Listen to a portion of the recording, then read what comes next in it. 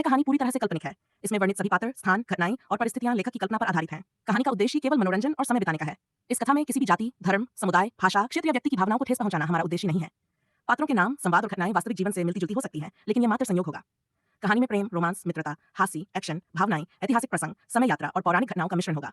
महाभारत का रामायण काल, कॉलेज जीवन, पारिवारिक रिश्ते, यात्राएं और ऐतिहासिक घटनाएं, ये सब रचनात्मक कल्पना के माध्यम से प्रस्तुत किए जाएंगे।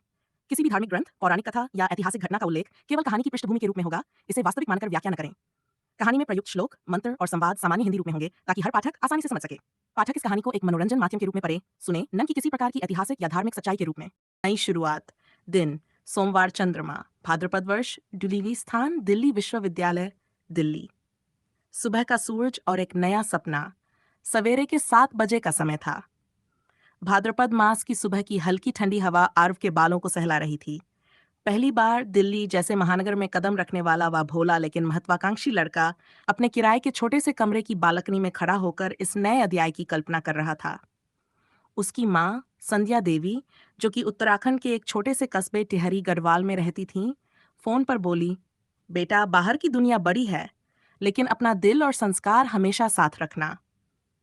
आरव मुस्कुराया, लेकिन उसकी आंखें थोड़ी सी भीगी हुई थीं। माँ से दूर रहने का यह पहला अनुभव था। कॉलेज का पहला दिन। सुबह 9 बजे हिंदू कॉलेज का विशाल गेट जैसे किसी और ही दुनिया में प्रवेश का द्वार लग रहा था। हर ओर अलग अलग शहरों, संस्कृतियों और रंगों से आए छात्र छात्राएं, कोई ग्रुप में हंस रहा था, कोई सेल्फी ले रहा था, तो कोई किसी को घूर रहा था। आरव थोड़ा सहमा हुआ था।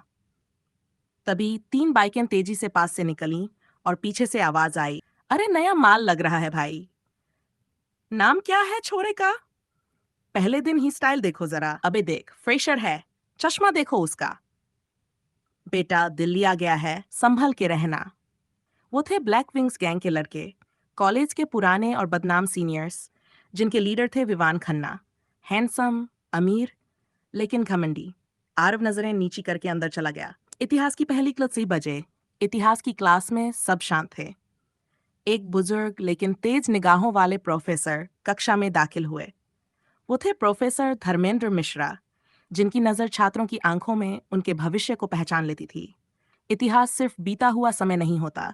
इतिहास वो आईना है जिसमें इंसान खुद को पहचानता है, और कभी-कभी इतिहास खुद हमें पुकारता है। और वहीं पहली बार आरव की नज़र पड़ी। पहली नज़र का जादू सिया, तीखी आंखें, घुंघराले बाल और किताबों की खुशबू जैसी बुद्धिमत्ता। उसके आसपास एक अलग ही आभा थी। उसने आरव को देखा और मुस्कुराई। आरव का दिल पहली बार जोर से धड़का।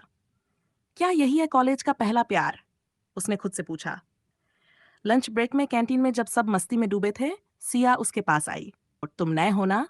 मैं सिया, इतिहास में मेजर कर रही हूँ। और तुम? मैं आरव, उत्तराखंड से आया हूँ। इतिहास ही मेरा भी मेजर है। दोनों की बातें चल निकलीं, किताबों से लेकर पहाड़ों तक, चाय से लेकर काफका तक। दोस्तों की टोली, यारों की सादगी। 3 दिनों में आरव को दोस्त भी मिल गए। राजा यादव, लखनऊ का देसी छोरा, बड़ा मस्तीखोर। अदिति शाह, अहमदाबाद की कलाकार, हर पल स्केच बनाती रहती। मोहन और जीत, नोएडा के भाई, दोनों को बाइक का बुखार ये टोली कॉलेज में यारों की सादगी के नाम से मशहूर होने लगी। कैंटीन में बैठकर पकोड़े खाना, गिटार पर गुलजार की लाइनें गुनगुनाना और देर रात तक प्रोजेक्ट्स पर काम करना, सब उनकी दिनचर्या बन गया। पहली टक्कर, ब्लैक विंग्स बनाम यारों की सादगी। एक दिन जब आरव और सिया लाइब्रेरी में प्रोजेक्ट काम कर रहे थे, विवाना धमका, देख फ्रेशर, तू मेरी बात मान, सिया से दूर रह, वरना ये कॉलेज तेरे लिए नर्क बन जाएगा। आरव खड़ा हुआ, आवाज में ठहराव था। प्यार और दोस्ती में इजाजत नहीं ली जाती विवान, इज्जत दी जाती है, या फिर ली जाती है। अगले ही दिन कॉलेज में 2 गुटों के बीच एक मौन युद्ध शुरू हो गया। ब्लैक विंग्स और यारों की सादगी की भिड़ंत अब सिर्फ दोस्ती या इज्जत की नहीं थी, ये अब दिल की बात थी। सफदरजंग मंडी ट्रिप। इतिहास का जादू इतिहास विभाग ने एक ट्रिप का आयोजन किया। सफदरजंग मंडी और उसके आसपास के ऐतिहासिक अवशेषों की सैर। आरव और सिया साथ बैठे थे बस में। सिया ने कहा, ओपन, कभी कभी लगता है जैसे ये दीवारें कुछ कहना चाहती हैं। क्या तुमने कभी सी खंडहर से बात की है? आरव मुस्कुराया। ओपन, खंडहरों की चुप्पी ही सबसे गहरी आवाज होती है। वहां पुरातत्वविदों से उन्होंने जाना कि टाइम और स्पेस कैसे से जुड़े होते हैं। तभी एक रहस्यमयी पुरानी मूर्ति आर्व को अजीब सी अनुभूति देती है, जैसे कुछ खिंचाव हो। कश्मीर की वादियां। पहला रोमांस एक महीने बाद अक्टूबर में कॉलेज ट्रिप गई कश्मीर। गुलमर्ग, सोनमर्ग, डल झील। आर्व और सिया ने बर्फ में फिसलते हुए एक दूसरे को थाम लिया।